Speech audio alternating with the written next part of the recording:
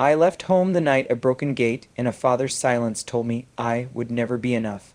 A month on a stranger's ranch was supposed to make a man out of many father's words, not mine. But the man who opened that gate wasn't a lesson.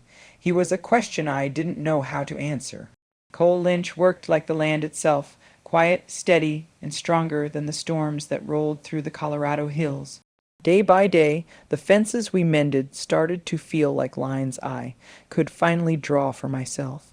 While thunder split the sky and rumors followed the wind, my father came back with threats sharp as barbed wire, determined to pull me home or tear me apart. Each choice cut deeper, loyalty to blood or to the truth ID found in another man's steady eyes. What began as punishment became a fight for my own name, a slow, burning love, and the courage to stand where no one could own me. I was 20 when my father broke me with a smile he used for neighbors.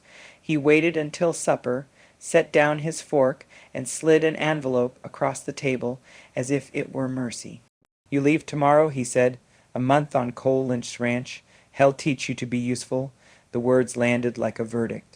I nodded because nodding was the language we spoke when love had conditions.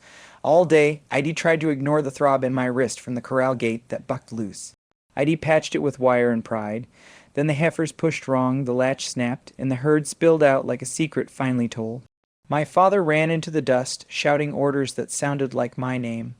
I pulled the gate with both hands, felt the wire bite, felt the skin give, and still the hinge tore free. A calf went down, somewhere a scream cut the air. By the time we got the animals back, Dad's eyes had the flat shine of weather about to turn. "You cost me 3 head," he said, "and you still don't look like a man who learns." I washed blood from my wrist at the outside spigot and watched the water run pink, then clear, then pretend it had never touched me. My phone buzzed in my pocket. A message from a friend I didn't dare answer in our Quechua words, just checking. I deleted it without opening. It felt like tearing a picture in half and feeding both pieces to the same fire. After supper, he pushed the envelope again. "Bus ticket, key, a note with a number. Lynch owes me," Dad said. Hell knocked the softness off you. I wanted to say softness was the only part of me that still believed in gentleness. Instead, I said, "Yes, sir," and tasted metal. In my room, I packed like I was breaking up with a life, 2 shirts, old boots, a paperback with a cracked spine, the watch my mother left behind. I tried to leave the watch, my fingers wouldn't. Outside, the wind toyed with the wind chimes shed hung years ago, ringing an ache I didn't have words for. Some boys learn to pray. I learned to fold myself into the smallest version that fit in a father's house. He knocked once and came in without waiting. "You'll work, you'll keep quiet, and you'll come home with calluses," he said. "Yes, sir." He stared at the packed bag. "Don't shame me out there." I thought of all the ways I already had. "I'll try." Night made honest shapes out of the yard tanks, posts. The shadow line of the fence ID failed to hold. I walked it anyway, touching each board like names on a wall. When I reached the broken hinge, the metal looked back at me like a mirror I didn't want. I pressed my sore wrist to the cool post until the pain blurred into a steadier kind. In bed, I couldn't close my eyes without seeing the calf roll and kick. I heard my father's boots on gravel, the scrape of his chair, the sigh that meant I had disappointed a man who measured love in outcomes. I also heard the message I hadn't read, still ringing inside me like a hidden bell. At 3 a.m., the house settled, and so did something in me. If I was going to be remade, it wouldn't be by his hands. The ticket sat on my dresser like a dare. I set my alarm, then didn't need it. Dawn lifted pale and unsmiling. I left a note. "I'll do the work." "I won't be who you want." I paused, added, "I'm still your son." He wouldn't say it back, but the words looked sturdier written than spoken. At the bus stop, the bench was cold and the sky undecided. I held the envelope the way people hold old Bibles out of habit, out of fear of what's inside. The bus sighed up and opened its mouth. I climbed in with my small bag and a wrist that hurt when I flexed it, and a life that hurt when I didn't. As we pulled away, I watched our road narrow behind me, a strip of dirt that could still be followed back. I looked forward instead. The driver adjusted the mirror. Our eyes met for a second. He nodded like he'd-seen boys leaving before. I nodded back, a passenger finally moving, even if I didn't know toward what. I let the road decide. I arrived before noon. My bag light and my wrist bandaged with a strip of tape I pretended was competence. The ranch sat where the road gave up and the hills began to breathe. A dog raised its head, decided I was not a threat, and thumped its tail once like a verdict. A man stepped out of the shade, pushing his hat back with 2 fingers.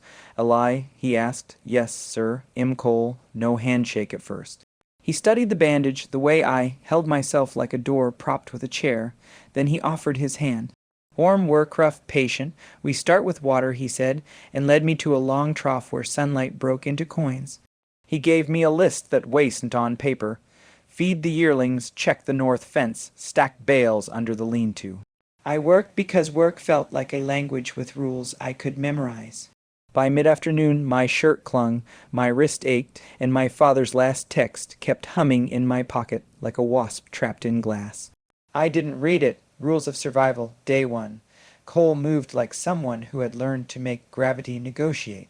He spoke in short lines, left gate, watch the latch, don't crowd the sorrel, breathe. Sometimes he watched me the way a far ridge watches weather measuring, not judging. When my grip slipped on a bale and it fell hard, he caught the next one with one hand and said, "Pace, not punishment." I nodded, breath loud, pride louder.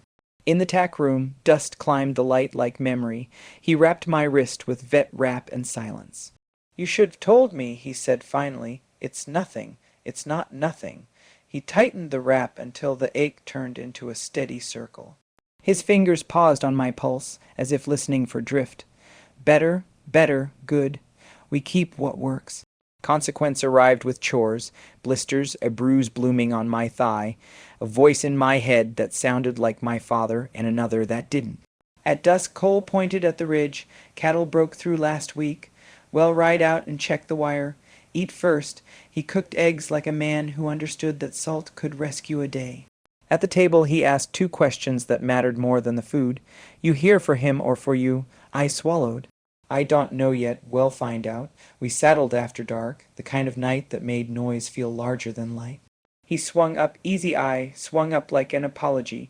Heels down, he said, voice low, hands quiet. The horse found a walk that let my thoughts settle. Cole rode close enough that our knees kept almost touching, and then did. He didn't move away.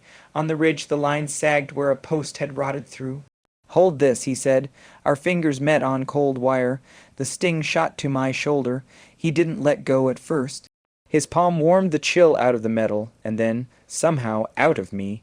"Easy," he murmured, and I could not tell if he meant the fence or my breathing. We spliced in the dark, headlamps finding the shape of a job we decided could be finished. When the wire rang true again, he turned his light off and the night pressed closer. "You eat enough?" he asked. "I'm fine. Fine as a weather report." Then I'm holding. He breathed a sound that might have been a laugh. "Your father called," he said after a while. My stomach went tight. What did he want? To make sure I remembered his rules. And do you? I remember what keeps men alive. A pause. Rules help, so does kindness. We started back. The horses knew the way better than we did. Halfway down the trail narrowed to a shelf. I hesitated. The bay stepped sideways, testing me. Cole reached and steadied the rein with 2 fingers, not taking, just guiding. His boot brushed mine. Warmth moved through leather like a truth that had been waiting its turn. With me, he said, almost nothing and somehow everything. I followed his line, and the horse followed me. At the barn, he didn't turn on the big lights. He stripped the saddles slow, the kind of slow that says nothing is chasing us now. When he handed me a brush, our hands touched. My breath miscounted. "You'll be sore tomorrow," he said. "I'm sore now. Good. Means you started." He hung the tack and stood close enough that I could feel the heat his body kept even when the air didn't. "You don't have to agree so fast," he said, eyes on mine, voice quiet. "It's how I was raised, then well practiced different." He didn't step closer. I didn't either. The space between us held like good wire. In the bunkhouse I lay on a thin mattress and tried not to reach for my phone. I failed. "Dad, don't forget why you're there. Don't embarrass me." I typed, "I'm working." I deleted it. I typed, "I'm not your project." I deleted that too. Finally, I wrote nothing and let the screen go dark. Sleep came in pieces. In one, I was still on the shelf trail. No rail, no moon, just the sound of his voice saying with me and the steady permission of a hand that didn't move unless invited. I woke with my pulse climbing and my wrist quiet under the wrap head tied. Morning would bring new rules. For the first time in a long time, I wanted to learn them. I slept without answers, but not without hope. Morning began with a soft knock. Cole opened the door with 2 fingers and studied my face before the room. "Rise, we move salt before the heat. Yes, sir. You can't drop the sir," he said. "Keep the yes. The yard smelled of iron and hay." He tossed me gloves, no smile, just a flick of trust. We loaded salt blocks into the bed of his old truck. Every lift tugged my bandaged wrist every time I winced. He noticed and said nothing, a kind of mercy that asked for no thanks. The road to the south pasture ended in silence. "Set the blocks under the mesquite," he said. Even cattle like comfort. I carried what I could, sweat tracing maps down my back. He moved near and far like a tide learning me. By mid-morning he nodded to the windmill. "Tank slow. Prime it." He showed the rhythm short strokes, steady pressure. "Everything good answers to steady," he said. "People too. Same rule. Harder to prove." The pump coughed into water. He rolled his sleeves, rinsed dust from his arms, flicked drops my way. I flinched. He grinned, small and rare. We ate on the tailgate, knees almost touching the knot.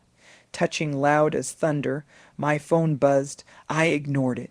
"You can tell him you're busy," Cole said. "He does. Hear busy. Then tell yourself." Afternoon heat stuck to thought.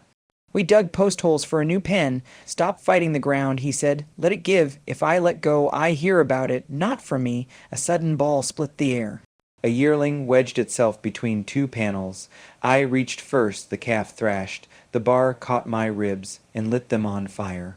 Cole was there in one motion, arm around the animal's neck, voice low, with me.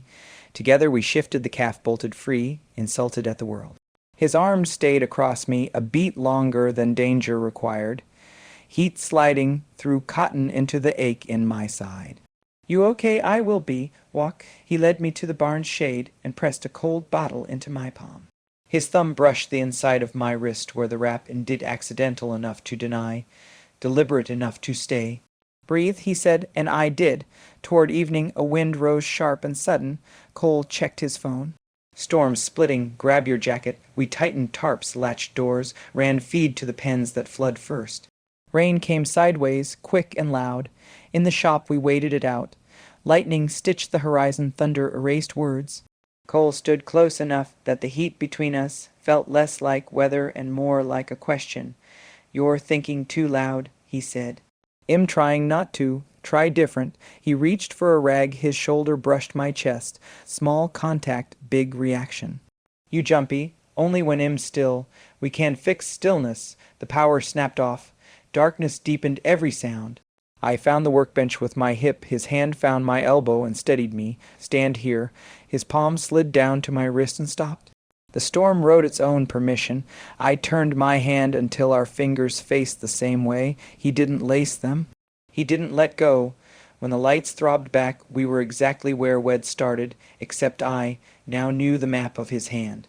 He released first, wiped the bench like ritual had to resume before speech. Hungry, not for food, the words escaped. He met my eyes, then looked away, as if staying there would promise too much. "We eat anyway." After chilly and quiet, he walked me to the bunkhouse. "I don't borrow what I can't carry," he said. "I don't offer what I can't keep." His mouth almost smiled. We might have the start of something. He didn't touch me, the knot. Touching felt like a hand on my ribs, steadying the wild animal of my breath. Sleep came in fragments. The generator coughed back to life. Lights flickered once and settled. I counted the distance from my cot to his porch. My body knew every board. I rose, crossed the yard like someone returning a tool. His porch light was dark. I knocked anyway. The door opened enough to be a question. Cole, bare forearms, eyes steady. "If I'm wrong," I said, "tell me to turn around." He didn't. He widened the door. I stood on the threshold, needing him to know I could still stop. He nodded, reading the silence. "Come in," he said, words slow, fitted to wait. Inside, the room smelled of coffee and leather, and something warm that had waited. He sat at the table, palms open. "We go careful," he said. "I only know careful," I answered. "Then show me." I set my hand on the table, inches from his. He turned his palm until our fingertips mirrored. "Tell me what scares you," he said. not being believed, becoming a story that isn't mine. I believe you. I leaned forward until the air changed. He met me halfway, not to take but to meet. Our foreheads touched first, a quiet click like two tools on the same nail. His breath grazed my mouth without claiming it. My hand found his shoulder, heat through cotton. He waited. I answered, our mouths met, careful, holding more than they hid. We parted before the room could name us. Inside the lines, he whispered. Inside, I said. He walked me back to the door, our shoulders almost touching. Good night, Eli. Good night, Cole. Outside, the storm kept its promise while my heartbeat kept his.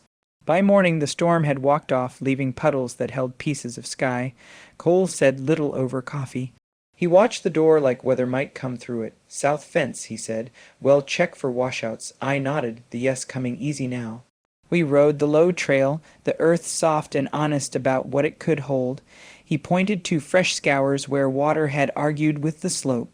Well set new posts, he said. After lunch, I liked how he said we, like a rope thrown without fanfare. At the gate a truck idled, throwing diesel into air. My father leaned against the fender, arms crossed, jaw set like it remembered last night's wind. Seeing him here made the yard tilt. You weren't answering, he said. I was working, I answered. He looked past me to Cole. I sent you a boy. Don't send back a mouth. Cole took his hat off, measured. He's pulling his weight. Hell, pull mine, Dad said. You got him chasing storms and playing cowboy. That wasn't the deal. The deal was work and safety, Cole said. He's had both. Safety, Dad's laugh was short. In your bunkhouse, in your shop when the lights go out. The words hit like rocks. I stepped forward enough. His eyes cut to me. Surprised ID moved where he could see the edge. Go inside, he said. No, the syllable stood taller than I did. Silence drew a circle around us. The dog lay its head back down, deciding we weren't worth barking at. You trusting him? Dad asked, chin lifting toward Cole. I am, I said. He stared, waiting for me to flinch. I didn't. You owe me, he said finally. Time, money, a name that doesn't get whispered over coffee. You'll ride home today. Cole's voice stayed quiet. He decides where he rides. He's 20, Dad snapped. He decides nothing without understanding the math. He turned back to me. Choose now, me or this. He meant the ranch. He meant more. I thought of salt blocks and steady rhythm, of a hand finding my wrist in the dark without claiming it, of the first careful yes that tasted like air. I also thought of a kitchen with a chair that never scraped without a cost. "Im staying," I said. His mouth barely moved, but something in his eyes went to ground. "Then hear me," he said. "If you stay, he stays away from you except for work. If he doesn't, I call the sheriff and let this town decide what you two are." The old fear rose like a ghost that knew all the doors. Cole didn't step closer. "That won't keep him safe," he said. "It will only make noise. Noise is exactly what it'll make." Dad slid his gaze to Cole. "I trusted you. You trusted me to keep him alive," Cole said. "I have. I see more than alive," Dad answered. "I see a man who does know the weight of what he's taking. Am not an object," I said. "And he hasn't taken anything I didn't offer." The truth stood between us, stubborn. Color left my father's face. "Offer it back," he said, "right now." I could hear my own breath, louder than boots on gravel. "I want." He stepped once. Cole's palm lifted like a stop sign. "Don't," Cole said low. Dad's hands closed, opened. Years pressed at his forehead. "You think you can stand between a father and his son?" "No," Cole said. "I can stand beside a man who asked me to." His use of man landed where boy had been. Dad looked at me like I was a letter returned unread. "Last chance," he said. "Home, or you don't come back. Something old cracked, maybe a promise I never got to make." "It'll come back when you can talk to me like not a debt," I said. He took it like a slap and hid it. He left with more noise than the truck needed. Gravel settled, so did the threat. I stood there shaking in places pride couldn't hold. Cole didn't touch me. He angled his body so I could step into shade without asking. "You all right?" he said. "Ask me in an hour, I will." We worked after that. We set posts, tamped earth, strung wire until it sang a line that didn't sag. I could feel the new border inside me, tulines drawn, consequences marching. Before dusk the deputy rolled up, hat low, notebook ready. Routine follow-up, he said. A concerned parent called. Cole nodded. You can talk to him right here. He stepped back so sunlight fell on my face, not his. The deputy asked questions. How long had I been here? Where did I sleep? Had Cole ever know? I said steady. He teaches me. He keeps me safe. The deputy watched the space between us before he wrote anything. He left with a shrug. Cole exhaled. Hell, try again, he said. I know. We set our own rules. Inside the lines, I thought of last night's mapped hands. Inside, I said, we ate little and spoke less. Night made shapes honest again. On my way to the bunkhouse, he stopped me with my name. A lie I turned. If I back away, it's to keep you out of a storm you didn't start, he said. It won't mean I didn't choose you. The words found the place inside me that had been braced since childhood and told it to sit down. If you back away, I said, step where I can still see you. I will. In the bunkhouse, I stared at the ceiling until it felt lower. My phone flashed messages I didn't open. Friends, apologies, a silence that had learned to talk. I typed and erased a dozen answers. Finally, I sent one. I'm okay. I'm not coming home today. The dots never came back. Sleep didn't. I lay there with my ribs counting breaths and remembered the deputy's careful eyes and my father's threat sharpening as it cooled. A floorboard outside spoke, soft. 2 knuckles tapped the frame. It's me, Cole said, voice barely there. I opened. He stayed in the doorway, hat in his hands. We want meat inside tonight, he said. Hell be watching. Walk with me. We crossed to the far corral. He stood an arm's length away, enough room for choice. I won't let him turn you into a secret you have to hate, he said. Don't let him turn you into a mistake I have to defend, I answered. He breathed out a breath. Then we keep this steady, he said. And if I have to stand back, I'll still be with you. I nodded. The night didn't need more. He reached up and fixed a loose strand of wire that couldn't possibly matter at midnight. His knuckles brushed mine in the most deliberate accident ID ever felt. Inside the lines, he repeated. Inside, I said, the night held the line, and so did we. Dawn felt too quiet, as if the night had held its breath and refused to give it back. Cole was already saddling when I stepped out. South Creek jumped its bank, he said. We'd better ride before the cattle find trouble. His voice carried a caution I hadn't heard before. The trail cut through low country still slick from yesterday's storm. Hoof prints smeared into black water, fences leaned like drunks. We followed the creek until the ground broke open, a section of the north fence torn away, posts twisted, wire singing against the current. Cole dismounted and tested the bank. It gave with a crack. We'll have to cross downstream. The water boiled dark and fast. I felt the pull of it in my ribs. You stay here, he said. No, he met my eyes, weighing the word. Then follow my line and stay inside my shadow. We waded knee-deep, the current dragging like a promise you don't want but can't refuse. Halfway across a branch shot out of the water and slammed my thigh. I stumbled. Cole caught the back of my coat and yanked me against him. Breathe, he said. I did, chest to chest, until we reached the far bank. The herd had scattered along a slope cut by fresh slides. A steer limped near the edge, rocks sliding under its weight. Cole motioned for the rope. I tossed, he caught, and looped with a speed born of years. Together we eased the animal away from the drop, our hands and breath moving in the same narrow rhythm. When the steer finally settled, Cole's palm stayed on mine an extra beat, the pressure saying more than words. By the time we finished patching a temporary fence, the sky was already folding into late afternoon. Cole wiped his brow, eyes scanning the ridgeline. Hell come again, he said. My father, he nodded. Men like that don't leave a line they think is theirs. Back at the ranch, the answer waited in the yard. My father's truck beside a county cruiser. The deputy from before leaned against his door, arms crossed. Dad stood near the porch, a letter in his fist. Court order, the deputy said quietly as we approached. Temporary custody until he's 21. Claims of undue influence. The words dropped like cold iron. I'm not a minor, I said. You're 20, the deputy replied, and the petition argues dependency. Judge signed for a hearing. Dad's eyes burned like dry wood. Pack your bag, he said. This isn't a debate. No, I answered. My voice surprised me with its steadiness. Cole stepped forward, slow and careful. He's here by choice. You can't turn choice into a crime. Dad snapped. I can show the court what you've been doing after dark. The deputy raised a hand. Enough, no accusations without proof. I felt every heartbeat like a hammer. Am staying, I said again, louder. I work here, I live here, that's all. The deputy studied my face, then Cole's, then the gap between us. The hearing's in 2 days, he said finally. Until then, he stays where he chooses, Dad's jaw locked. 2 days, he repeated, then turned and left, gravel spraying under his tires. When the yard settled, the silence felt heavier than the threat.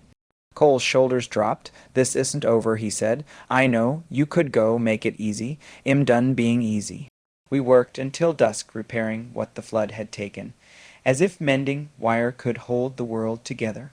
Darkness crept in while the smell of wet cedar filled the air. When we finally walked back, the house lights glowed like a question. Inside, we ate in near silence. Rain ticked the windows. My phone stayed dark. Cole set his fork down and looked at me the way a man checks a rope before leaning his weight. Whatever happens in court, he said, I won't let him write our story. You're not the only one holding the pen, I said. Later in the bunkhouse, I lay awake listening for engines on the road. A floorboard creaked out sidelight, deliberate. 2 knuckles tapped once. It's me, he whispered. I opened the door. He didn't step inside. Instead, he reached out, fingers brushing mine, a quiet anchor in the dark. Inside the lines, he said. Inside, I answered. The night pressed close, full of rain, cooled air and choices waiting to be defended. We stood there until the silence became steadier than fear. 2 mornings later, the courthouse smelled of old paper and rain. I stood beside Cole in a hallway that hummed with vending machines and nervous breathing. My father waited near the door, a lawyer at his side, eyes sharp enough to cut through every polite word. Inside the small courtroom, the judge looked tired, like someone had heard every kind of family storm. The deputy from the ranch gave a brief nod as we entered. Cole stayed a pace behind me, hat in his hands. The petition sounded colder than the man had written it. Undue influence, emotional manipulation, dependency. Each phrase landed like a nail. Dad kept his gaze fixed on me, daring me to look away. The judge asked questions. How long had I lived on the ranch? Who paid me? Where did I sleep? In the bunkhouse, I said. Have you been coerced to stay? No, Your Honor. I work there because I choose to. Are you in a relationship with Lynch? The room slowed. I felt Cole shift, but he didn't speak. Yes, I said. A relationship built on respect and choice. I'm 20, that's the truth. A murmur rippled across the benches. My father's jaw tightened. He's a boy, he said. Am a man, I answered, and I am not your debt. The judge tapped a pen, eyes on my father. There is no legal basis for custody. Petition denied. The gavel fell like a door closing. Outside, thunder rolled, though the sky held no storm. Dad followed us into the parking lot. You think this ends here, he said. It ends where you stop trying to own me, I said. My voice carried farther than I expected. He stepped close, anger sharp enough to taste. Cole moved between us, not touching, just present. This isn't theft, Cole said quietly. It's his life. Dad's eyes burned at both of us. You'll regret this, he hissed. Maybe, I said, but it will be mine to regret. He left without slamming the door, which felt worse than noise. The silence he left behind pressed like a bruise. That evening the ranch wore a strange calm. Clouds stacked low, but didn't break. We worked anyway, mending fence, checking cattle because work kept the ground solid. Each task felt sharper, like the world had been sanded to an edge. At sunset, Cole joined me by the water tank. You spoke truth in there, he said. So did you, just by standing. He looked toward the hills, jaw tight. I didn't want to make you choose in public. You didn't, I said. I chose long before today. We walked the fence line as darkness gathered. Halfway back he stopped and turned, the fading light washing his face in bronze. I need you to know something, he said. I was ready to let you go if that's what kept you free. I would have watched you leave and stayed silent. I know, I whispered. That's why I stayed. He stepped closer, slow enough for me to move away. I didn't. His hands found my shoulders, warm through the cooling air.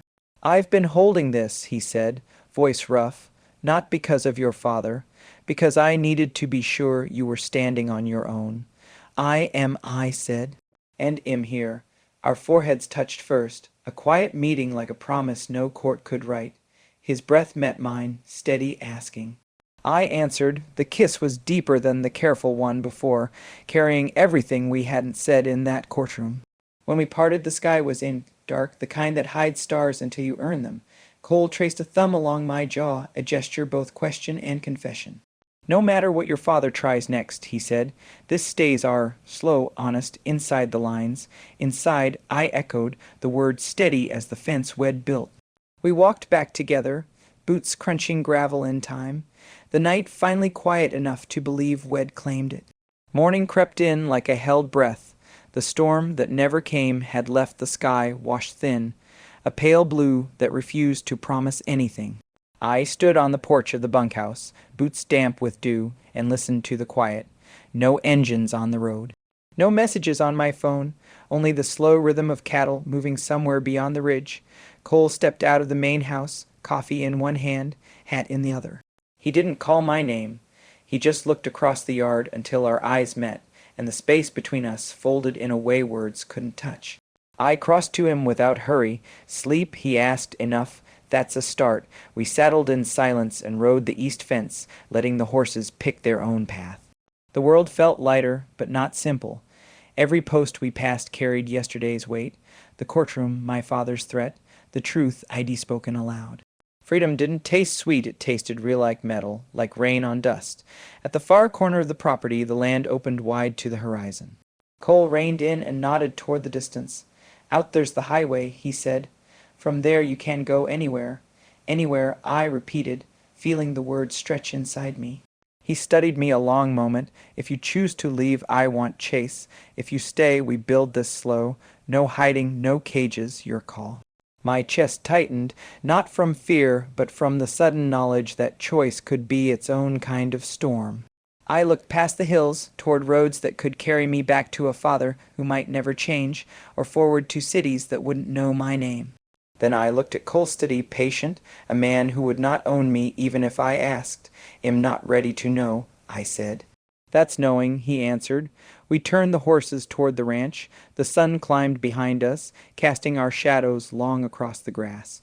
For a while the only sound was the creak of leather and the slow heartbeat of hooves. Somewhere beyond the fence a meadowlark began to sing, a single clear note that felt like a door left slightly open. I didn't close it.